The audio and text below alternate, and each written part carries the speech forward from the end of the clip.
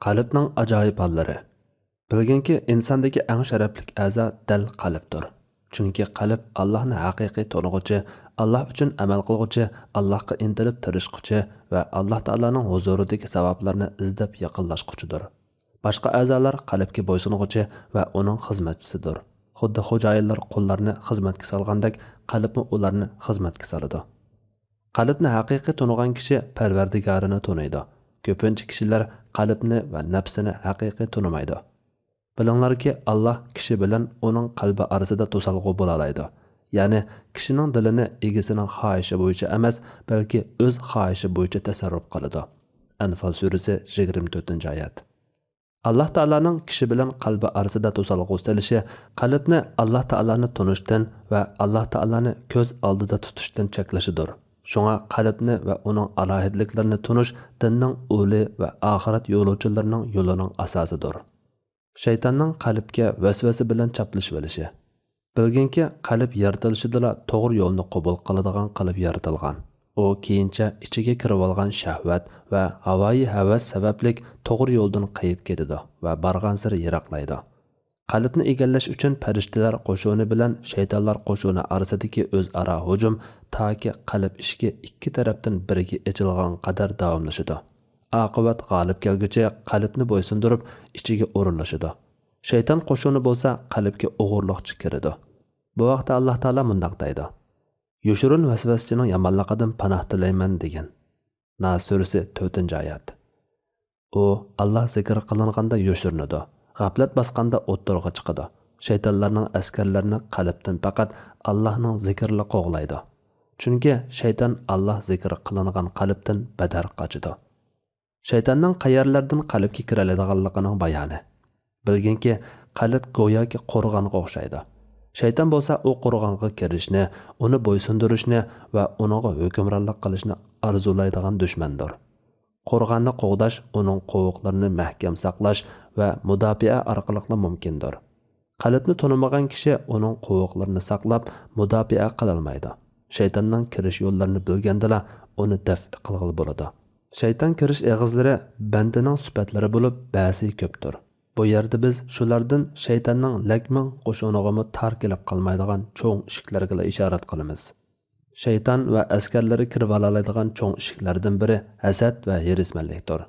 Banda bir narsaga bak hirisman bo'lgan vaqtida bu hiris uni qarg'u va gaz qilib qo'ydi va shaytonning kirishi mumkin yo'chiqlarni anqirg'uchi zehn quvvat nurini o'chiradi. Shuningdek kishi hasadxor bo'lsa-mu shundoq bo'ladi.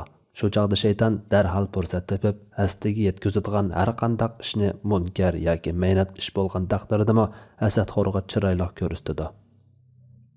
G'azab, shahvat va jahl tarsaliq. Chunki g'azab aqlning izitqusi bo'lib, aql qo'shuni ojizlashgan hamon shayton hujum qilib insonni o'ynatadi. Rivoyat qilinurki, iblis mundaq deydi: Bir banda jahil tarsa bo'lsa, biz uni kichik bola pirqirg'uch piqiratgandek pirqiratamiz. Uy, kiyim-kechak va saramjonlarni zinnatlashni yaxshi ko'rish. Chunki shayton insonni uyni ko'rkam qilish, tam to'rislarni bezash, kiyim liboslarni zinnatlash, uy jihozlarini jabdushga davomli qiziqtiradi. Shu orqali inson ko'pincha umrini mushu ishlar bilan o'tkazadi. Ziyoda to'q qo'rsaqliq. Chunki to'qliq shahvatni kuchlantiradi va insonni Allohga taat ibodat qilishdan mashg'ul qiladi. Tamaxurliq. Chunki birovdan bir narsa tama qilgan kishi tama qiling'uchida yo'q sifatlar bilan uni maqtaydi. Xushomad qiladi va uni yaxshilikqa buyuray olmaydi. Yomonlikdan to'solmaydi. Aldiraqsanliq. Tekshirib boqmay va o'ylanmayla qaror qilish. Rasululloh sallallohu alayhi va sallam aldiraqsanliq shaytondan, tamkinlik Allohdandir degan. Mal dunyoni yaxshi ko'rish. Mal dunyo muhabbati qalbda o'rin olsa, qalbni bozadi va halol bo'lmagan yo'l bilan pul tepishga olib boradi. Kishini baxillikqa zo'rlab, yo'qsillikdan qo'rqitadi. Berishga tegishli haqlarni bergizmaydi. Mazhablarning talabi bo'yicha amal qilishga emas, mazhab mutaassibligiga olib berish. Kishilarni dinning asli haqida shak selish uchun Allohning zoti, sifatlari va aqlga sig'maydigan xususlarda tafakkur qilishga zo'rlash. Musulmonlardan badgumon bo'lish. Kimki bir musulmon haqida badgumonga tushsa, uni mansitmaydi va u vaqtda og'ziga kelganini joylaydi. Badgumon faqatla gumonxo'rning nacharligining sarqindisi va yundusidir. Chunki mo'min uchun haq bahona izlaydi. Munofiq bo'lsa, mo'mindan ivan qidirdi. Badgumonga duchor bo'lmay degan kishi tuhmat ehtimoli bor yerlardan yiroq turish kerak. Yuqorqilar shayton kirishi mumkin bo'lgan bir qism eshiklardir. Bu ofatlarning davosi bo'lsa, qalbni yomon sifatlardan poklash orqali u eshiklarni etib tashlashdir. Bu sifatlar haqida Alloh xolisa oldimizda tafsili so'zlaymiz inshaalloh. Bu sifatlarning yıldızları qalbdan qo'mirib tashlansimi, shayton qalbga soladigan vasvasalar va bemahal o'tishlar bordir. Lekin Alloh taolani zikr qilish bu vasvasa va bemahal o'tishlarni to'sadi. Qalb taqvolik bilan gullab yashnaydi. Shayton beayni sen yaqinlashgan och itga o'xshaydi. Agar sening oldingda go'sht va non bo'lmasa, choq desang it ner ketadi. Agar oldingda go'sht yoki non bo'lsa va itmi och bo'lsa, choq deganiga ner ketmaydi. Xuddi shuningdek shaytonning o'ziqi yo'q qalbdan shayton faqat Allohni zikr qilish bilan qo'g'lanadi.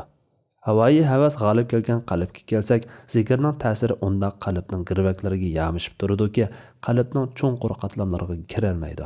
Natijada qalbning markazi shaytonga makon bo'ladi. Buning rostligini bilmoqchi bo'lsang, namozdagi holingni obdan o'yla va qara. Namozda turganingda shayton qalbingga bozorni, hisob kitobni va dunyo ishlarini aslatib qandoq vasvasaga soldi ekan. Qalbdan kechgan o'y xiyolning kechirildiganligi. Bilginki, ko'ngildan kechgan xiyolga gunoh bo'lmaydi. Ko'ngildan kechirgan yomon ishlarmi shu qatoridandir. Kimki ko'nglida yomon ish qilishni o'ylab, uni qilishdan Allohdan qo'rqib voz kechsa, uningga bir yaxshilik savob yoziladi. Agar bir to'salg'u sabablik voz kechgan bo'lsa va amalga oshirishda ching turib olmagan bo'lsa, Alloh taolaning uni afv qilishini umid qilamiz. Chunki gunohda ching turib olishmi bir gunohdir. Buning dalili payg'ambar sallallohu alayhi vasallam ikki musulmon bir-biriga qilich ko'tarsa, o'ldiruvchi va o'ldirilguchi do'zaxda bo'ladi degan edi. Shunda o'ldirilguchi nemishqa do'zaxda bo'ladi deb so'ralgan edi. Payg'ambar sallallohu alayhi vasallam chunki u raqibini o'ldirmoqchi bo'lgan dedi. Amallar niyatga bog'liq tursa, amalga oshirishda chong turib olish va tirishish qandoqmi jazolanmasin? Kibr, riyo va hakavurlik deganlar yoshirin ishlarga. Agar bir kishi ko'rpisida yat bir ayolni ko'rsa va uni ayolim o'xshaydi deb gumon qilib jinsiy munosabat qilgan bo'lsa, bu sababli gunohkor bo'lmaydi. Agar o'z ayollarini ko'rib, uni yat ayol o'xshaydi deb jinsiy munosabat qilsa, gunohkor bo'ladi. Buning hammasi qalbning keskin qaror qilishiga bog'liqdir. Qalbning tez o'zgardiganligi. Hadisda kelishicha payg'ambar sallallohu alayhi vasallam mundaq deydi: Allohumma muqallibal qulub, sabbit qulubana ala dinik. Ey qalblarni o'zgartuvchi Alloh, qalblarimizni diningda mustahkam qilgin. Allohumma musarrifal qulub, sarrif qulubana ala ta'atik. Ey qalblarni o'rguvchi Alloh, qalblarimizni sening taatingga o'rgin. Qalb beayni quruq bayavanda shamol ostin ustun qilib turadigan bir payga o'xshaydi. Bilginki, qalblar yaxshilik va yomonlik ustida mustahkam turishi va arsalda bo'lishlari jihatdan mundaq 3 holda bo'ladi. Birinchi, taqvolik bilan avod qilingan, riyozat bilan tavlangan va nachar xo'ylardan irg'dalgan qalb. G'ayib xazinalardan sirg'ib chiqqan izgu fikrlar mana shunday qalbda o'ziga joy topadi. Bu asnoda Allah unaga ko'rinmas askarlar bilan yordam berdi va uni boshqa yaxshiliklar tomon yo'lga soladi. Ikkinchi, tashlab o'tilgan havoyi havasga to'lgan nacharliklar o'rnashgan yomon xo'ylar bilan bulg'angan qalb. Bunda qalbning payoni keng bo'ladiganlik uchun unda shaytonning hukmronligi kuchaydi. Imonning hukmronligi ojizlashadi. Bunda qalb havoyi havas tutunlari bilan to'ladi va nuri yo'qoladi. Bu qalb beayni istutak bilan to'shib ketgan ko'zga o'xshash bo'lib, hech nimani ko'rgili bo'lmaydi. Har qanday cheklash va vaznasat ta'sir qilmaydi. Uchinchi, havoyi havas baxsurishga boshlagan qalb bo'lib, turli havaslar uni yomonlikqa chaqiradi. Andin yangi ko'tarilgan iymon baxlari uni yaxshilikqa chaqiradi.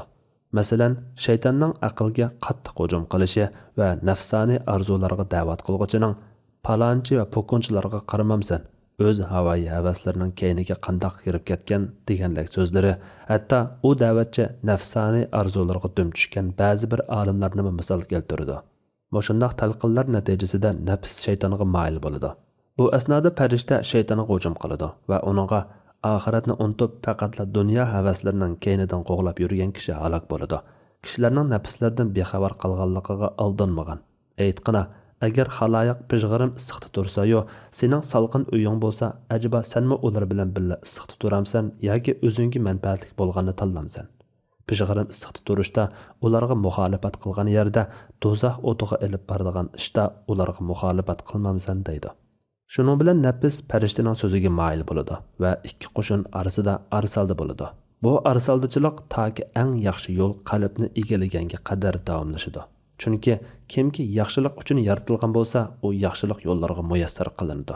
Kimki yomonlik uchun yaratilgan bo'lsa, u yomonlik yo'liga mahkum qilinadi. Alloh taolo bunday deydi. Allah kimni hidoyat qilmoqchi bo'lsa, uning ko'ksini islom uchun ochadi. Ya'ni uning qalbini iymonga kengaytib beradi. Allah kimni azdirmoqchi bo'lsa, u go'yo osmonga chiqayotgandek uning ko'ksini taraytib etadi. Iymon aytish uningga go'yo osmonga chiqishdan qiyin tuyuladi. Iymon aytmaganlarni Allah mushundoq azoblaydi. An'am surasi 125-oyat. Ey Allah, bizni o'zing yaxshi ko'radigan va rozi bo'ladigan ishlarga muvaffaq qilgin. Amin. İmam İbn Qudama al-Maqdisiyning Muxtasar Minhajul Qasidin kitobidan ilindi. Tarjima qilguvchi Abdullah Abdulmajid. Sajiya Islom tadqiqot markazi.